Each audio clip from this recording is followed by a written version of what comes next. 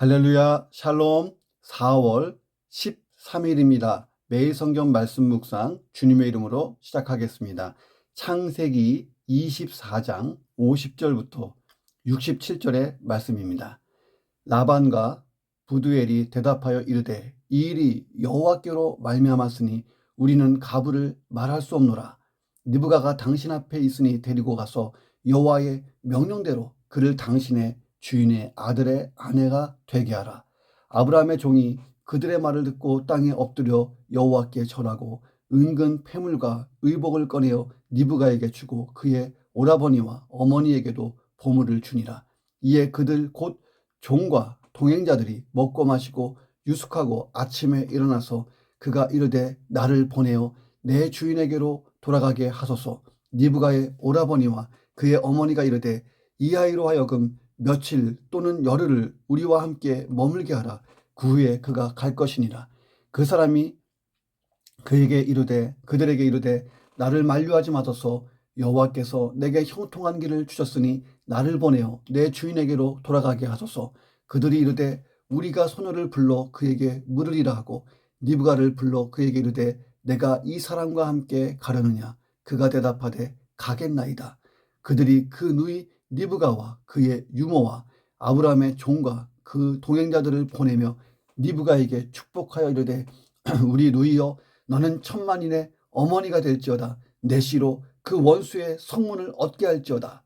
느부가가 일어나 여자 종들과 함께 낙타를 타고 그 사람을 따라가니 그 종이 느부가를 데리고 가니라. 그때에 이삭이 부엘라 헤로이에서 왔으니 그가 네게부 지역에 거주하였음이니라. 이삭이 저물 때에 들에 나가 묵상하다가 눈을 들어 보매 낙타들이 오는지라. 느부가가 눈을 들어 이삭을 바라보고 낙타에서 내려 종에게 말하되 들에서 배회하다가 우리에게로 마주오는 자가 누구냐. 종이 이르되 이는 내 주인이니이다. 느부가가 너울을 가지고 자기의 얼굴을 가리더라. 종이 그 행한 일을 다 이삭에게 아뢰매 이삭이 느부가를 인도하여 그의 어머니 사라의 장막으로 들이고 그를 맞이하여 아내로 삼고 사랑하였으니 이삭이 그의 어머니를 장례한 후에 위로를 얻었더라. 아멘. 자, 아브라함의 종을 통해서 이삭의 청혼을 전해 듣고 부두엘과 라반이 이삭의 청혼을 받아들입니다. 자, 그리고 이삭과 느부가의 혼담이 성사되는 장면이 오늘 본문에 나옵니다.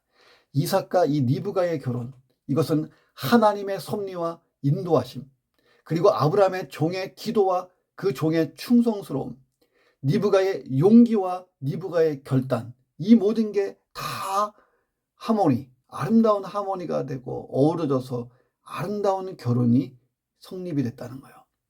자, 아브라함의 종의 간증을 들은 라반과 부두엘이 얘기해요. 이 일이 분명히 하나님께로부터 왔으니 우리는 가부를 결정할 수가 없습니다. 그냥 따르겠습니다. 자, 하나님이 하신 일이라고 고백하잖아요. 그들은 하나님의 뜻을 따르겠다고 대답했어요. 느부가도 결혼을 결심하고 믿음으로 아버지의 집, 본토, 친척, 이거를 다 떠나서 정말 아브라함처럼 행선지를 본 적이 없는데 가는 거예요. 지체하지 않고 가는 겁니다. 자, 지체하지 않고 다음날 가나안 땅으로 출발해요. 이 느부가의 이 결단 대단하네요. 그냥 우리는 그냥 스토리로 읽지만 느부가의 이 결단은 아브라함이 처음 가나안을 향해서 떠날 때의 그 결단과 딱 닮았잖아요. 자, 이제 서사의 흐름이 아브라함과 사라 시대에서 이삭과 느부가 시대로 바뀌는 장면이 오늘 본문입니다. 자, 이 본문을 묵상합니다. 첫 번째, 하나님의 뜻은 절대 순종을 통해서 이루어지고 펼쳐진다는 거예요. 자, 이 말은 우리가 절대 순종하지 않으면 하나님의 뜻은 도무지 실현될 수 없다. 그 말은 아닌 것입니다. 하나님의 뜻은 나와 상관없이 얼마든지 성취돼요. 그런데 나를 통해서 그 일이 성취되면 얼마나 영광스러워요. 하나님이 나를 그 영광의 기회에 초청하신다면 절대 기회를 놓치지 말아야 돼요. 그 방법이 뭡니까? 절대 순종이에요. 아브라함의 종의 이 간증은 라반과 그 가족들의 마음을 막 파고들었죠. 라반과 부두엘이 느부가가 이삭의 아내가 되는 것이 하나님의 뜻이라는 것을 100% 깨닫고 기쁨 가운데 아주 그냥 감동적으로 이 결혼을 허락합니다. 그들은 느부가를 데리고 가서 하나님의 명령대로 이삭의 아내로 삼으십시오 하고 허락을 해요. 이렇게 해서 결혼이 성사가 됩니다. 하나님을 의지하고 있는 아브라함의 결혼 계획, 그리고 아브라함의 믿음, 예. 자, 그리고 그 아브라함의 그 모든 것을 잘 따른 주인의 명령을 잘 따른 종의 순종. 자, 그리고 그 믿음에 이 순적한 만남이 있게 하신 하나님의 역사. 자, 이런 모든 것을 듣고 라반은 자신이 결혼을 승낙하고 말할 여지가 없다고 말하는 거예요. 자, 그것은 분명한 하나님의 명령이었고 거부할 수 없는 하나님의 뜻이라고 그는 깨닫고 고백합니다. 그들의 고백이 뭐예요? 이 일이 여호와께로 말미암았으니 우리는 가부를 말할 수가 없노라. 자, 하나님의 말씀하신 대로 믿음의 며느리를 얻으려고 했던 아브라함의 절대 순종, 그 순종이 그 종에게 이어지고 그 종이 또 절대 순종하고, 자, 그래서 이 절대 순종들이 하나님의 역사를 완성했습니다. 자, 우리는 이 일이 여호와께로 말미암았다. 자, 이것이 확신이 되면, 확신이 드는 일이 있으면 절대 순종하는 거예요. 와, 이것은 하나님으로부터 온 계획이야. 이것은 하나님의 역사야.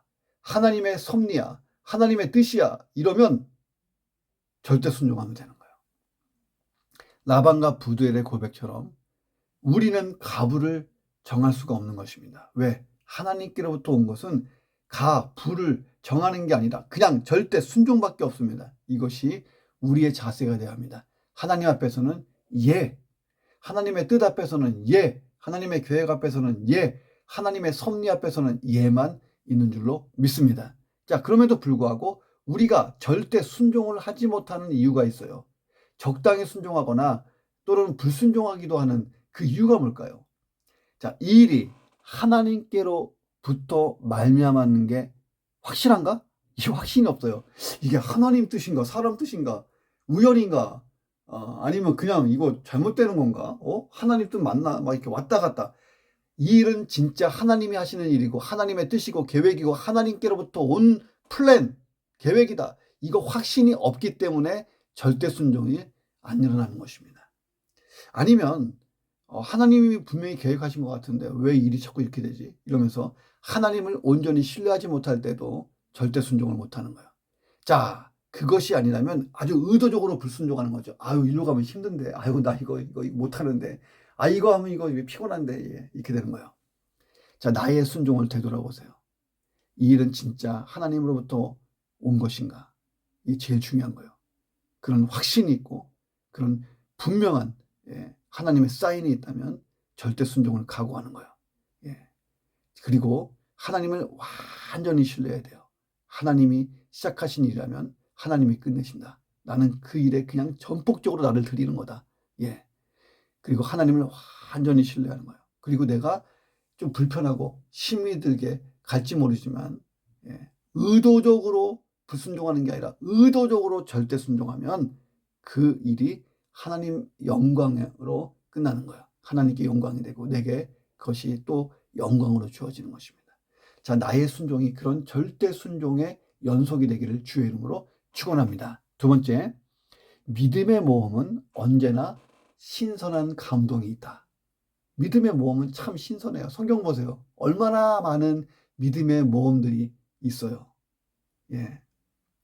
그 가스펠송 중에 있잖아요. 믿음의 모험 떠나리, 믿음의 모험 떠나리.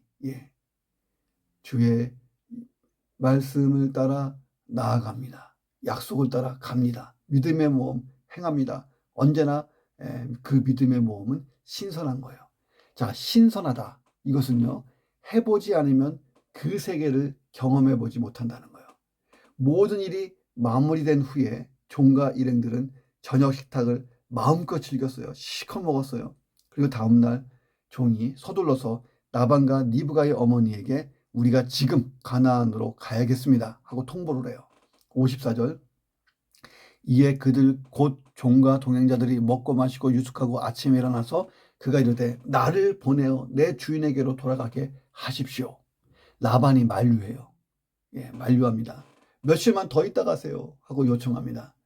우리 리브가로 하여금 며칠 또는 열흘 정도는 우리와 함께 머물면서 이제 헤어질 시간들을 잘 준비하고 또 이제 이 리브가를 잘 우리가 챙기고 또 이렇게 준비시켜서 가야 될 거 아니겠습니까?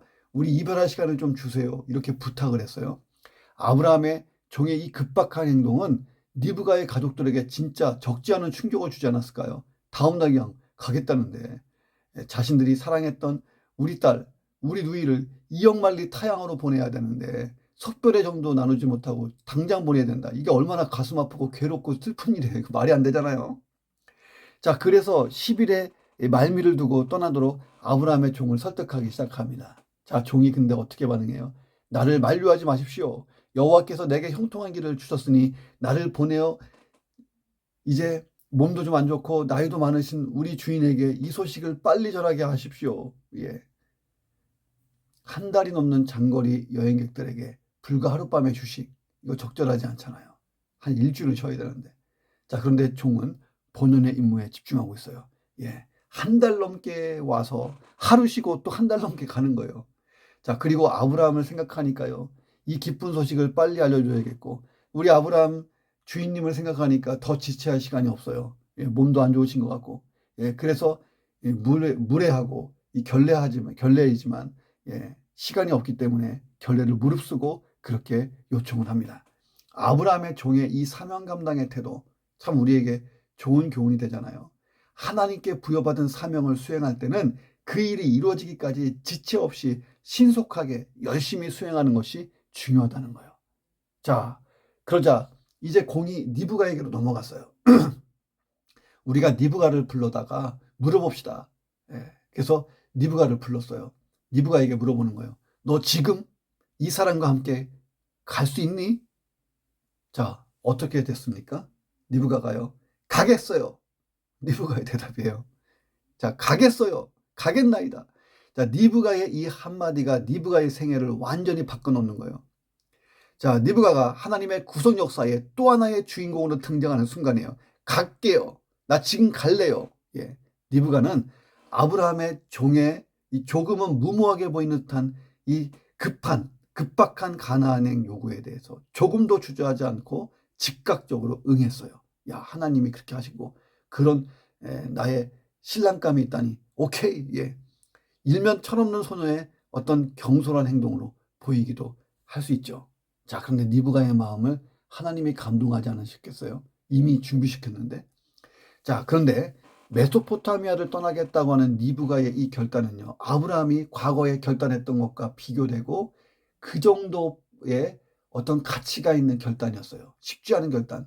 자, 니브가와 아브라함 둘 다 각자의 본토 친척 아비의 집을 버리고 지시한 곳으로 떠나는 이 사건입니다. 장래가 불확실할 뿐만 아니라 연약한 한 여인이 고향과 부모, 형제 곁을 떠나서 물설고 낯선 이국 땅으로 간다, 시집간다. 이게 결코 쉬운 일이 아니죠. 이는 하나님의 놀라운 섭리와 원대한 계획을 인정하고 신뢰하고 있는 니브가의 용기와 믿음 그리고 결단에서 나온 거예요. 자, 이 용기와 이 결단이 니브가의 인생 자체를 바꿔놓고 성경의 주요 인물이 되고, 야, 완전히 환상적이잖아요.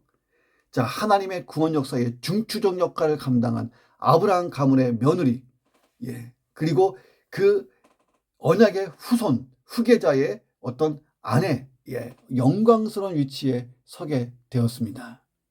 신앙의 세계에서는요, 그래서 항상 용기가 필요하고 결단이 요구되는 거예요. 다시 말해서 모험적인 신앙, 이것이 요청될 때가 많이 있어요. 사실 이 신앙이라는 게 눈에 보이지 않는 하나님을 믿는 거잖아요. 아직 성취되어 있지 않는 하나님의 약속을 신뢰하는 것. 그러니까 신앙생활 자체는 하나의 모험인 거예요. 여러분 천국 가봤어요? 천국 봤어요? 예, 말씀을 통해서 듣기만 한 거잖아요. 그런데 그 천국을 우리가 사모하고 기다리고 가고자 하잖아요. 이게 믿음이고 신앙이죠. 예.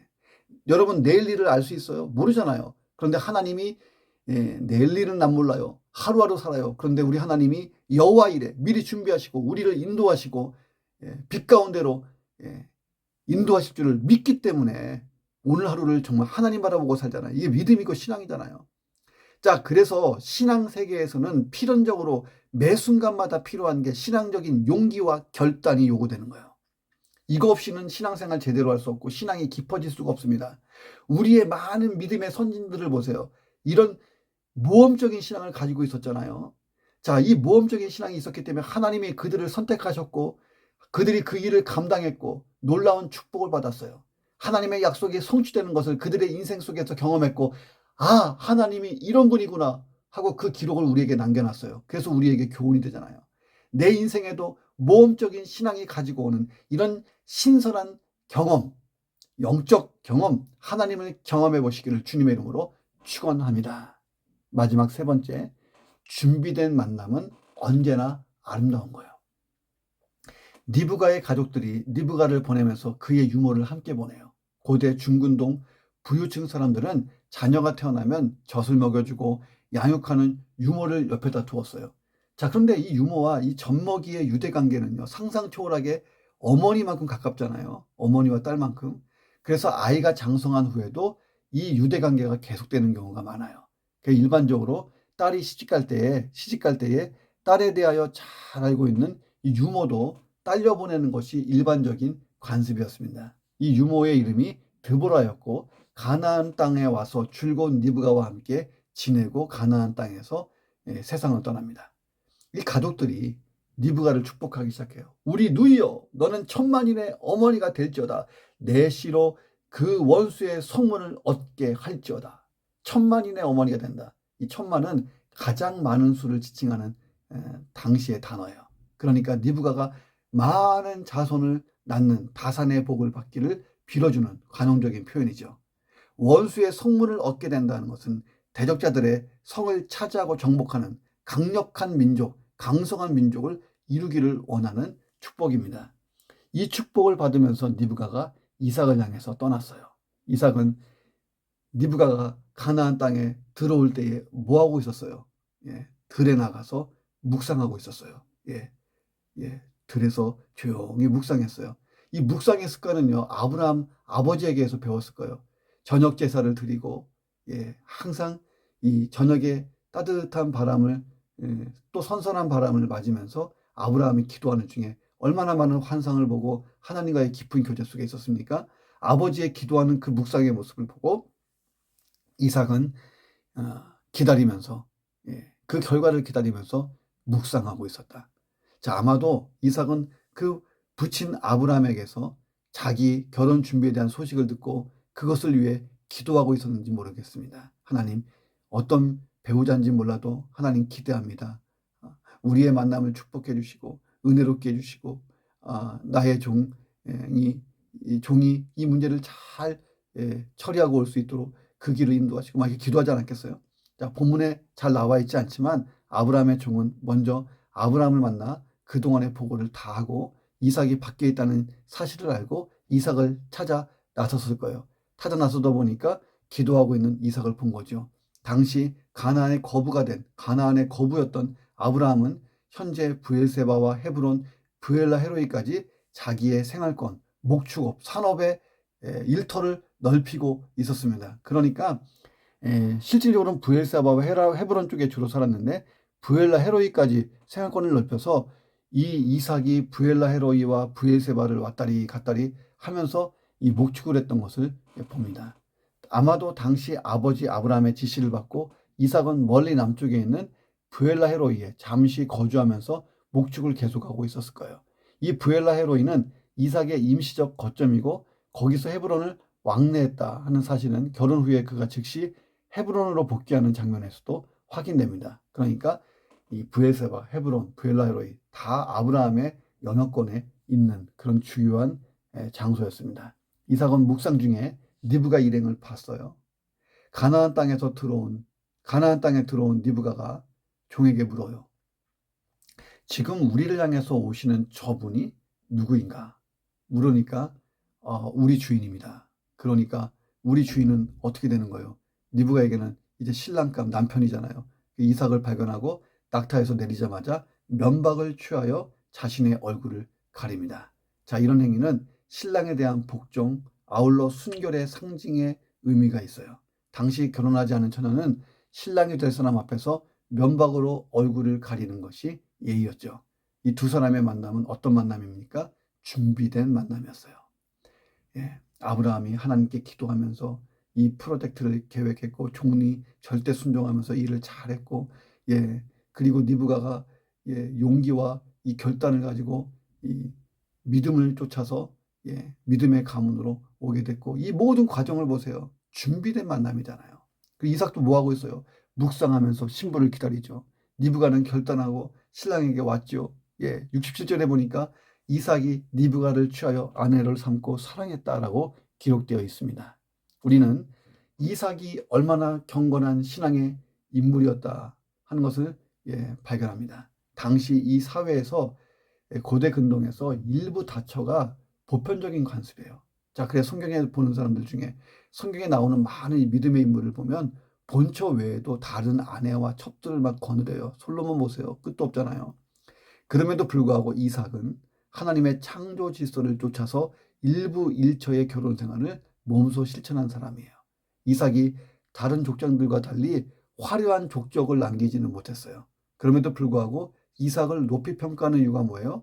이삭은 항상 신실하고 하나님 말씀에 대한 철저한 순종이 있었고, 그리고 진실했다는 것을 볼 수 있습니다.